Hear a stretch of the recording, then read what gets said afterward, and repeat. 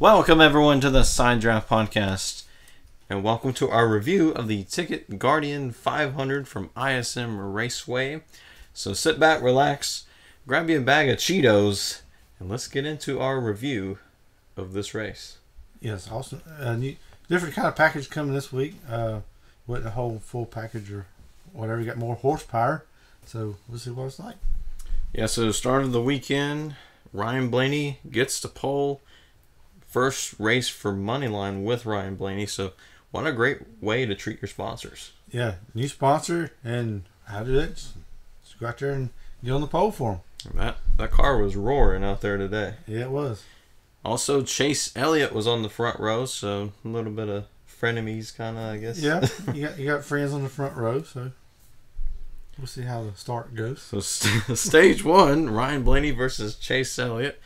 And that lasted for 2 seconds because Chase Elliott would take the lead on the high line, but not so fast, Chase. You can't pass the leader on the initial start. Even though Ryan Blaney did spin the tires a little bit, but a rule's a rule.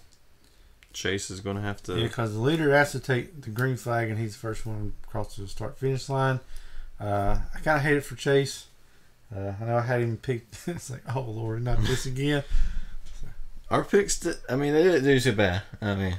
We'll talk more about that on Friday, but, a pretty up and down day for both of them, really. A lot of teams is up and down. It's like it's a lot of mixture of different strategies and trying different things. And, it's really, if you're in the pack, it's hard to pass in this new package and all the dirty air. It's really, really tough once you get back in the field. So Kyle Busch would eventually get to the lead, taking it from Ryan Blaney. Took him a little while to get there. And then Eric Jones, as they were talking about him on the broadcast, would blow a tire and cause the first caution for cause since the Daytona 500. Yeah, and he pretty much killed his car. So yeah, we didn't see much out of him the rest of the day. Yeah. But luckily for him, he would not be the only person to do that. Yeah, it's unusual, I started talking about tires and all of a sudden, I got a tire going down. Boom, okay. Well, you wasn't lying, so. So the pit stops, Denny Hamlin would take the lead. Austin Dillon would be second. That was only because they took 2 tires. Penalty for Martin Truex Jr. He seems to be having little issues on pit road sometimes this year. So nothing different from the 78 because he had those issues last year as well. It looked like a little slow stop on Blaney's team. Yeah. Ain't sure. He had the number 1 pit stall and lost a couple of positions, and a lot of that was because of the 2 tires. Then Ryan Newman would also be too fast on pit road, so it didn't fare too well for the Ryans. No. I think Ryan Preece got through there pretty good, so he went okay. Yeah. Then Kyle Busch would take the lead on the restart very easily. 2 tires versus 4 tires, not much of a way that the 2 tires could hold off the 4.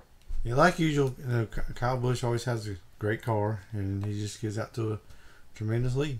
Yeah, when you go somewhere like Phoenix or Bristol, places where Kyle is really good at, you have to have a perfect car, perfect strategy. You just have to have a perfect day overall to beat him. Yeah, Ryan Blaney, he got marred back in traffic, and it was kind of really hard to make his way. He did make some spots up, but it was really tough once you get back here. And man, that's going 3 and 4 wide sometimes. And then Brad Keselowski would blow a tire. Caution would be out. Well, I don't know if it was actually the tire that caused the caution or the sway bar that they said broke. So I'm not sure what came first, the chicken or the egg. So. Yeah, it's hard to tell because the front right was blew out. I don't know if it got a little soft and got against the sway bar or, one hurt the other. So after that caution, some would pit, some would stay out. Kyle Busch would be the first off pit road. Ryan Blaney would be one that stays out, and I think really that's what messed up Ryan Blaney's day a little bit. Yeah, I believe he should have come in this time. Ain't sure if it's trying the pit strategy or what, or just got faked out by the rest of them. But he did good to stay out a little bit. Yeah, and Daniel Suarez would come to a halt and stop. Eventually, he would get it going again. Suarez had an up and down weekend. In qualifying, he had a little ruckus going on there. Like he's been fighting all weekend. Yeah. No pun. So next week on the Side Draft Podcast, we're going to have a boxing ring in here. We're going to take on Daniel Thornton. No, we're not. That'd be our last podcast. Never see us again. So the restart would be Ryan Blaney versus Eric Almirola. They would be ones who would stay out, trying to get those stage points. Logano would have a great restart, just nothing for Ryan Blaney, as Ryan Blaney would win stage number 1. Yes, getting on almighty stage points. Stage 2 would begin, some pit stops. Those who stayed out before would have to pit now. Ty Dillon would lead off pit road, and Logano would beat Ryan Blaney out of pit road. So the 12 team really needs to work on the pit stops, because they had the number 1 pit stall selection. So I think it's one thing that's hurting our team right now is the pit road. Either you got a car crashing in front of you, or a miscommunication on the pit road, or something's happening. So they just need to straighten that up a little bit, and they're going to be awesome this year. They would have a restart between Kyle Busch and Kevin Harvick, which we didn't really get to see Kevin Harvick's full potential. He was just fighting a tight race car all day. A lot of people were really fighting tight race cars. Yeah. And it's probably because the sun was out and it was really hot and slick and really couldn't get the handles on the car. It's really unusual not seeing Kevin Harvick up front, but I don't even think he led a lap the entire day. So no, he just got marred back in traffic, and it's really hard to pass. And then there'd be some contact with 41 and 18. Not much, just a little bit. Luckily, that did not end up in a fight. Yep. And Alex Bowman would be in the wall with 3 to go. That would end the stage. Kyle Busch would get stage number 2, the second stage win of this season. In stage 3, Kyle Busch, of course, would lead off pit road. And then would see Kyle Busch versus Clint Bowyer. Would see if Bowyer could catch him. He stayed right with him for a little while. Yeah, you had Kyle Busch and Clint Bowyer, and right behind him was Kevin Harvick. And it seemed like they just stayed and really couldn't catch no ground up on Kyle. But then Michael McDowell would be in the wall, causing another caution. I believe something broke on his car. Yeah. Another restart with Kyle Busch and Clinton Bowyer. Busch will get the lead again, but Bowyer was not letting him get away, as Alex Bowman would hit the wall once again. I believe that ended his day. Pretty much.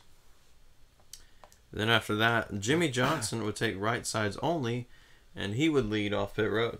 He had a pretty decent day. I mean, he ran in the top 10 all day long. So I say it's a plus for the 48 team of Hendrick. The Ryan Blaney would have to come back down pit road. Did not get all the lugs on, so that's another thing that really hindered Ryan Blaney in this race. Yeah, pit road's really hurting him this year. Then Ryan Newman would have a safety violation, which I believe that was again with the hand of a crew member. Yeah. It's a clear-cut rule. You're going to have to enforce it, even though it does not sound very cool when you gave him a hand, I guess. I don't know. I was trying to give you a hand. But, yeah, I believe NASCAR had to rename that penalty. It wasn't too many men over the wall. It's just... too many hands over the wall. It was a safety violation. So, I believe he tried to catch a tire and fell over the wall and just put his hand down in the pit stall. And, yes. Yeah, a lot of the drivers say they have to work on their balance. Also, the pit crew members now have to work on their balance. So, also, Austin Dillon would be too fast on pit road. So, a lot of speeding tickets today. Yeah, this is one of the toughest pit roads there are on the circuit. So, it's really tight and all kinds of penalties every time I come here. And then Chase Elliott would spin. Another caution comes out shortly after that. Yeah, I don't know if he had a tire going down, but he got really loose and just lost it. Luckily, he didn't hit anything. And then another set of pit stops. Austin Dillon would take no tires. Harvick would only take 2. We thought Harvick would be in a great position here to get the lead, get a few seconds in front of Busch. Yeah, at least getting some clean air or something. Maybe getting a good run. They will have to pit again, so. We thought maybe he was in a great position, but Austin Dillon would not go on the restart. And, just nothing you could do when someone is holding you up, even though you're faster than them, you just cannot get around them. Yeah, I believe it really hurt Kevin Harvick, and he couldn't get around it. And I believe right there's in that sequence there, he got into Jimmy Johnson a little bit too. And then Ryan Preece would spin, causing a caution, which also involved the two Brad Keselowski. Yeah, Brad he almost he missed Ryan Preece, but he did skin the wall a little bit. So, which we saw in the caution before Brad. Ryan Preece avoided Brad. Now it's Brad avoiding Ryan Preece. So it's. And with that particular run, he also got his lap back. Yeah, what a roller coaster day he's had, really. Yeah. And then it'd be Almirola versus Hemrick on the restart, and then Ryan Preece again with a caution shortly after that. Yeah, I believe he get the damage fixed on his car, and he just ran to the wall again. And then Boyer, Harvick, and Hemrick would all pit and get some 4 fresh tires. Almirola versus Dillon on the restart. Almirola would lead for a few laps, but then Ryan Blaney would take the lead, and he would pull away from Kyle Busch momentarily. Yeah, I believe Ryan Blaney had a really good car at this point. If it wasn't for trying to get around Eric Almirola, I believe Blaney would have had a lot larger lead. Busch would eventually catch Blaney. Blaney would try to fight it off, just too much to handle because the 4 tires versus the 2. The 4 is always going to win unless laps are, like 2 to go or something. Yeah, but what awesome run that Blaney had here with just 2 tires to really hold off Kyle Busch for so long. I mean, there for a while, the gap just kind of stays kind of steady. But if it went for the lap cars, I believe Blaney would have, dominated. Yeah, if Blaney would have had 4 fresh tires, yeah, I think he would have definitely won this race. Yeah, I believe there's going to be a lot more wins coming this year for Ryan Blaney, the way he's running. He's getting right past all that bad luck he had a couple weeks ago. And I believe he's watch out for Ryan Blaney. Yeah, he overcame so much adversity with, the tire issue or the wrong decision to pit or not pit. I think he will get, at least 3 wins this season. Oh, yeah, definitely. But Kyle Busch would take the win first of the season, which is weird saying that because we've already had like 4 episodes talking about Kyle Busch winning in the other series. Finally gets it done in the Cup Series, though. Well, just think, if there was a couple more laps left there, I believe Mark Truex would have been right there taking the lead from him. Yeah, that's another race this weekend that a Truex was second. Yeah. So this weekend, Kyle Busch wins, Truex second. So same thing as Xfinity. So Truex is saying, can we do that next week, but flip it? Yeah. Let's get Busch second. Let's the Truex rise. Yeah. Truex hasn't had a win since Kentucky last year, so he is, for him and his equipment, that's a drop. So he's trying to find a way to get back in victory lane. Yeah, because pretty awesome. Because I believe he was back about 6-7 seconds. Yeah, he marched all the way through the top 10 to get to second place. So, and he was within about a second or two of getting Busch. Yeah, which I'm not sure what tire strategy he was on. I believe he pitted a little later than Kyle, so I'm not sure. Yeah, he might have pitted when Harvick and pitted. I believe so. So he had a really strong car. So watch out for Mark Truex coming in California. Yeah, we're not sure what's going to happen next week. Yeah, it's going to be all over the place. But overall, what did you think of this race? It's a really tough race. I mean, the strategies and all, but I believe the passing was really hard, and just trying to get around and with this aero package it's hard to. Once you get marred back in traffic, you just can't get around nobody. Yeah, I think the higher speeds that the cars produce this weekend, I believe it made it really difficult to pass. The spoiler didn't really help that much either. Yeah. As much as they say it will, it really does the opposite of that. So, it was really interesting to see the strategy and how it would play out. Even though Kyle Busch would still prevail, it was still fun to see if anyone's strategy would surpass Kyle Busch. And Truex and Blaney almost did it. And, we've seen some cautions in this one. We hadn't seen that in the last couple of weeks. Yeah, I believe, at Atlanta, I believe it was where we had that wreck on pit road. I believe that was That's the only one we had. the only one we had besides Daytona. Yeah. So, but I think we're going to get a lot of cautions next week.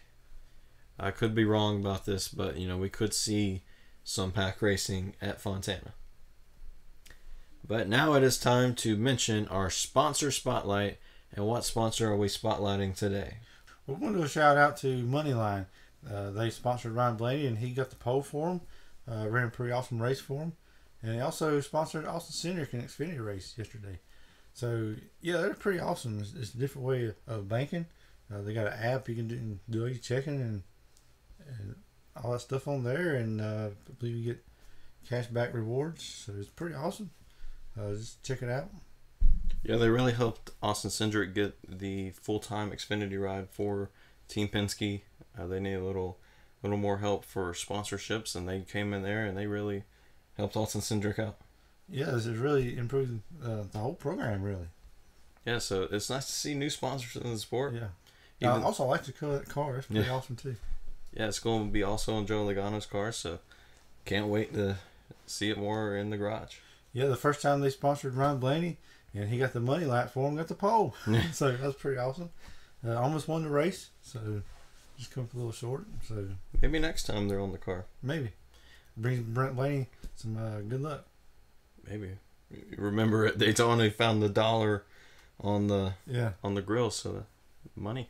Maybe should take that and invest it in the money line. Maybe. So that was our review of the ISM race, the Ticket Guardian 500. Congratulations to Kyle Busch, Joe Gibbs Racing, and Toyota. I believe that's 2 wins for Toyota, 2 wins for Ford. So Chevrolet, maybe 2 wins in a row next. They're all tied up, so we'll see next week. We'll see. Did you find the Dale Earnhardt Jr. in the thumbnail? No, not this one. If you found him, let us know where you found him. You have a screenshot on Twitter, or just comment down below where you found him. If you didn't find him last week, here he is. I forgot where I put him, but you can see him there. We'll find him sometime. We'll find him too. It's a surprise to us. So yeah, I hope you all enjoyed this video. If you liked the way this race review went, hope you did. Because we really need you. Please subscribe. Please, we need you. Yeah, if you liked this video, give it a subscribe, ring the bell. And no, not Christopher Bell.